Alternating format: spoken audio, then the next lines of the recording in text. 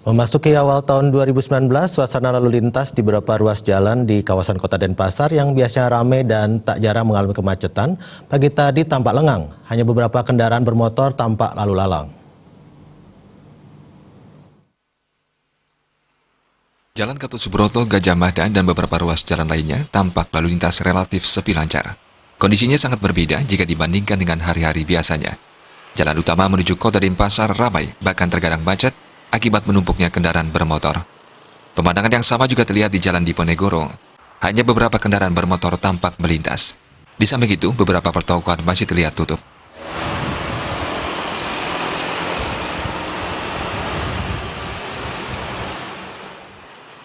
Lalu lintas diperkirakan akan normal kembali mulai sore nanti dengan adanya masyarakat yang akan menikmati liburan tahun baru dengan mengunjungi objek wisata.